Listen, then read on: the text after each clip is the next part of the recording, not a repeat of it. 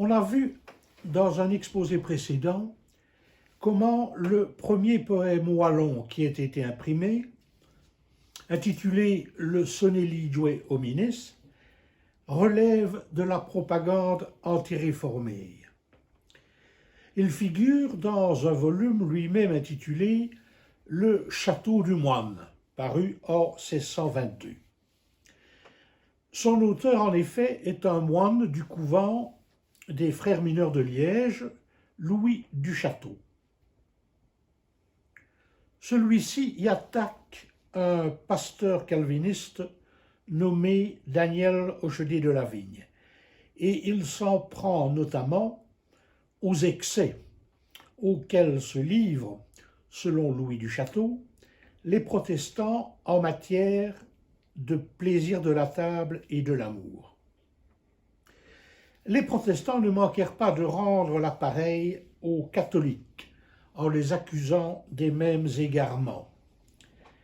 Les fondateurs du protestantisme avaient donné le ton.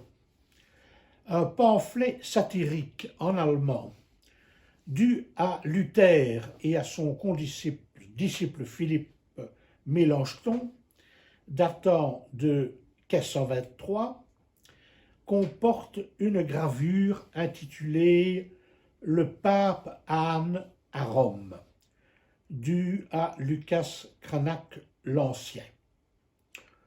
Voici cette gravure, dans laquelle la tête de l'âne représente la tête de la chrétienté, c'est-à-dire le pape. La main droite a la forme d'un sabot d'éléphant pour signifier la répression qu'exerce la papauté sur les consciences.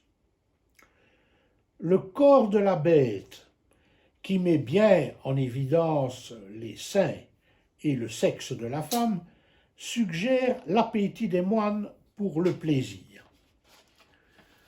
Voici encore une autre représentation protestante qui montre le moine adonné aux festivités où domine la gloutonnerie au son des instruments de musique. Hochedier de la Vigne avait lui-même publié un livre intitulé « Le moine confus », dans lequel il dénonçait ses égarements. Mais du Château y répondit, en affirmant qu'il ne s'agissait là que de calomnies, je cite, gausseries, menteries, invectives et faux narrés.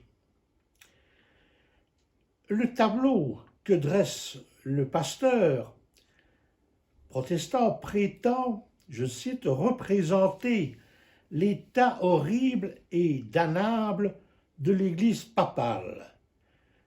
Mais ce n'est qu'un ramassis de déguisements, négations, inepties. Hochedier de la Vigne a pour cela utilisé la langue populaire, en français, pour séduire ses lecteurs. On a aussi, dans l'exposé précédent, insisté sur le fait que le protestantisme, tant calviniste que luthérien, avait recouru à la langue de chacun et avait notamment traduit la Bible dans cette langue, en français ou en allemand, alors que, on s'en souvient, l'Église catholique refusait ces traductions. En effet, pour l'Église catholique, la Bible devait, pour les prêtres et les moines, rester en latin, seule langue réservée à la transmission de la vérité révélée.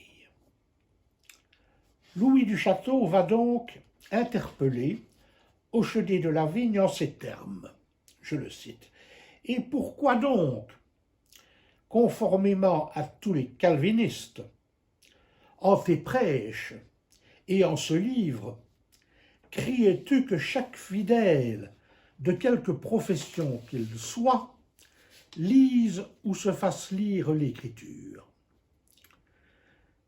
Les réformés disent que chacun peut ainsi accéder dit du Château, à des translations flamandes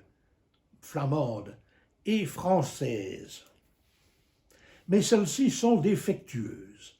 Elles sont dues à des hommes menteurs et faussaires. Les lecteurs n'auront avec eux aucune connaissance réelle de la parole de Dieu. À travers ces traductions se pose la question de la connaissance du français dans la population du XVIIe siècle. Cette question a été abordée par le grand historien de la langue française que fut Ferdinand Brunot. Celui-ci a considéré quel pouvait être le parler utilisé à l'Église dans les différentes régions de France. Quand il s'agit de régions où les dialectes proviennent majoritairement du latin, comme les dialectes d'Oïl de la France du Nord ou les dialectes d'Oc de la France du Sud. Les dialectes étaient employés dès l'Ancien Régime dans la prédication, dit Ferdinand Brunot, dans le prône. Ainsi, les sermons du père Olive, curé de la paroisse de Saint-Féréol-le-Vieux à Marseille, père Olive qui était mort en 1793, eh bien ces sermons étaient en provençal. Voici, d'ailleurs, le montre, l'église des Augustins, où prêchait le père Olive. Et voici la chaire d'où il s'adressait aux fidèles. Je peux même dire qu'à partir d'ici, mon exposé nous entraînera en quelque sorte dans une sorte de safari des chaires avec eux, d'église. En France du Nord, l'activité religieuse semble avoir accueilli le français assez tôt. Et Ferdinand Brunot écrit « À vrai dire, personne presque ne nous affirme positivement que le français règne à l'Église. Mais si c'était le contraire, nous aurions sans occasion de l'apprendre. Enquête archidiaconale, règlement diocésain ou ordonnance synodale, requête des communautés, plainte des habitants contre le maître d'école, sollicitation aux intendants.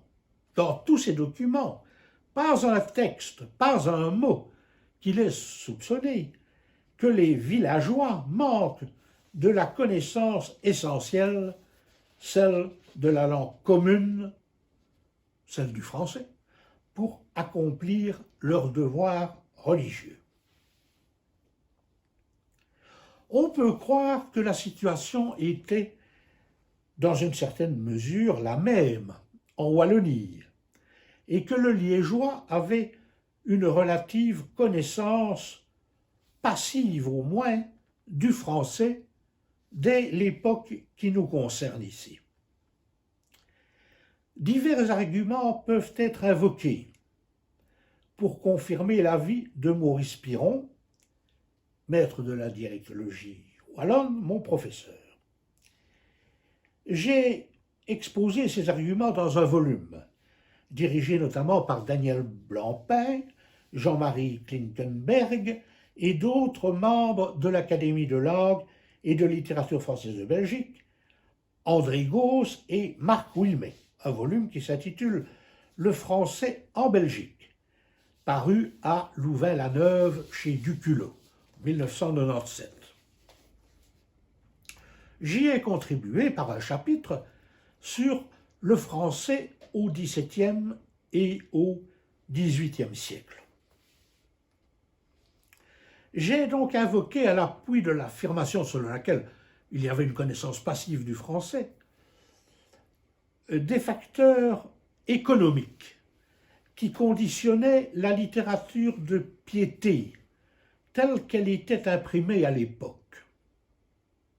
En effet, les petits ouvrages qui relèvent de cette littérature étaient destinés au peuple, et ils sont en français, qu'il s'agisse des invocations à Saint-Donat ou des livrets de pèlerinage à Saint-Hubert, imprimés à Mons, Tournai, Namur ou Liège. Il fallait bien que toute cette production, qui voyage largement au-delà des frontières régionales, utilise un langage relativement commun, en l'occurrence le français, qu'il diffuse de facto.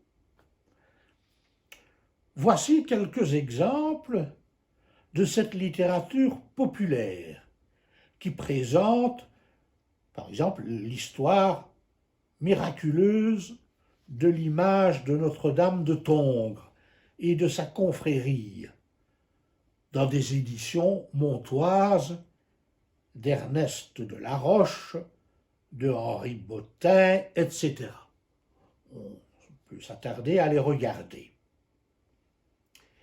Un autre argument en faveur d'une certaine connaissance du français tient à l'unification linguistique à laquelle participait l'Église en nommant des prêtres à des endroits très éloignés de leur lieu de naissance. Celui qui avait appris le dialecte de telle ou telle région était amené à s'adresser à ses ouailles, qui parlaient éventuellement un autre dialecte.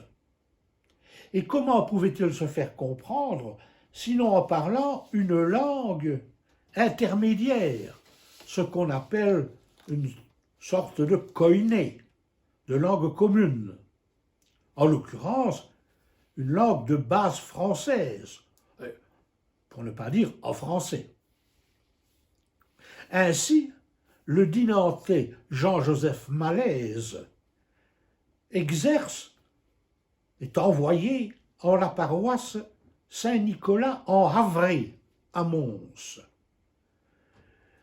Il parlait, au départ, une variété de l'air appelée centre wallon, qui s'étend de Wavre à Neufchâteau. Mais comment aurait-il pu parler en picard de Mons? Voici, ça peut nous intéresser, l'église où officiait le curé Malaise, église qui date de 1701.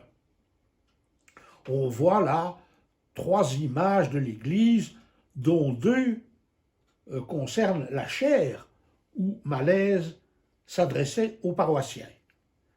C'est là un mobilier, on voit du XVIIIe siècle, de l'église Saint-Nicolas en Havre, qui a été repris sur la liste du patrimoine exceptionnel de la région wallonne en 2016.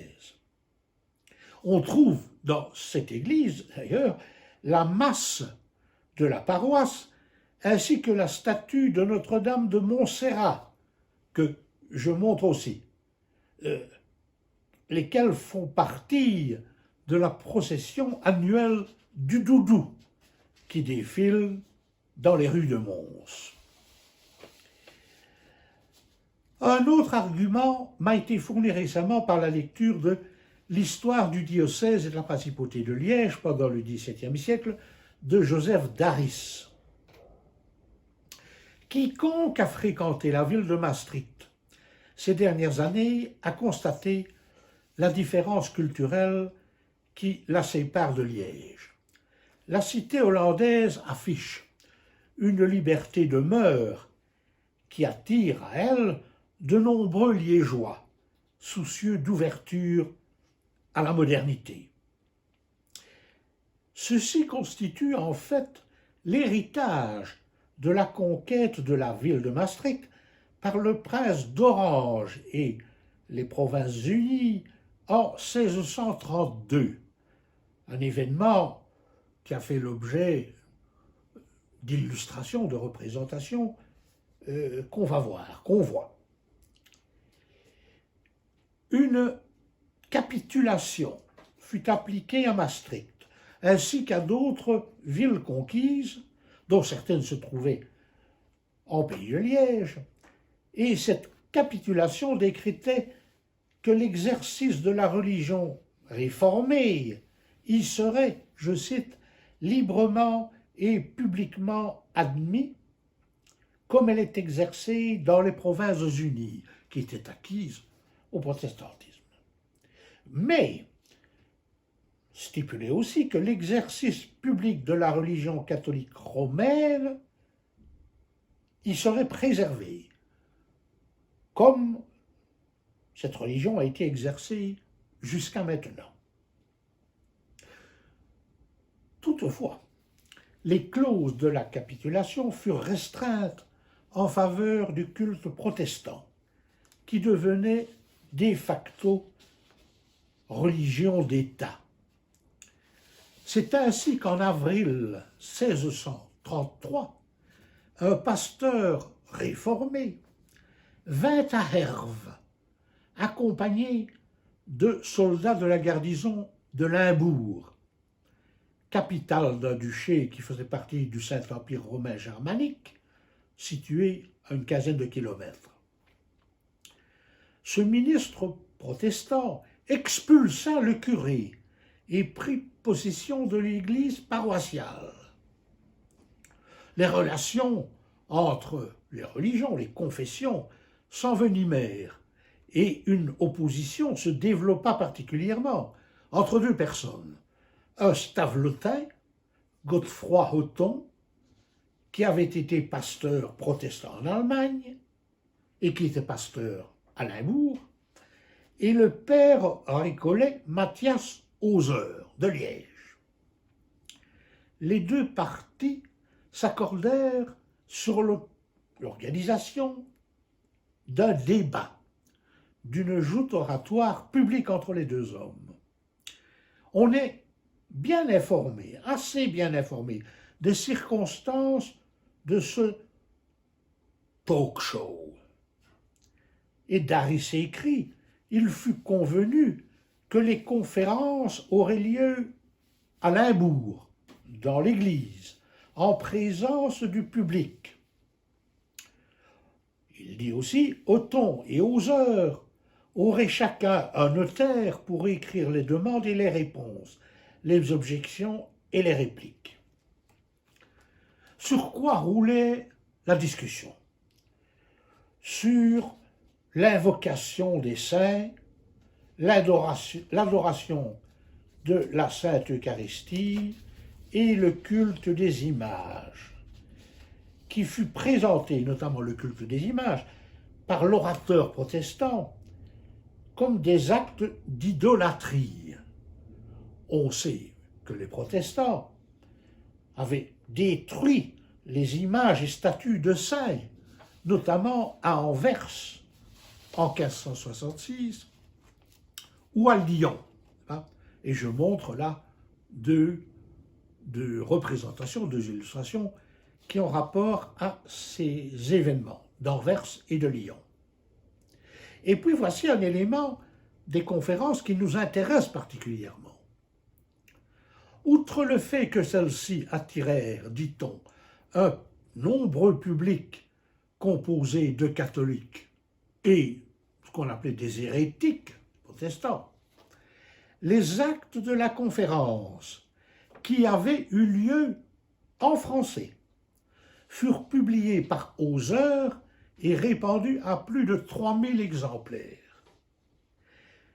Mais les hérétiques, les protestants, pour égarer leurs lecteurs, publièrent des actes falsifiés de leur côté, des fake documents.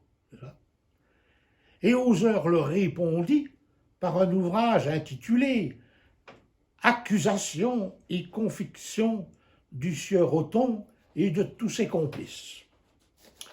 On doit se demander comment tous ces échanges auraient-ils pu atteindre le public, le percuter, comme on dirait aujourd'hui, si le public ne comprenait pas un petit peu le français. Une autre question se pose finalement. Pourquoi recourir au wallon dans une pièce de circonstance comme le sonnet ligeois au ministre qu'on a annoncé au début et qui avait fait l'objet d'un exposé précédent?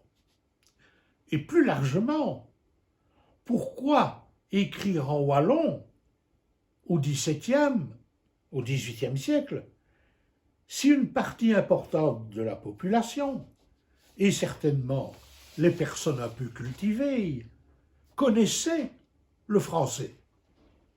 À quoi cela pouvait-elle servir de recourir au wallon et pour des œuvres littéraires? Maurice Piron a traité de cette question, qu'on examinera peut-être dans un autre exposé. Merci.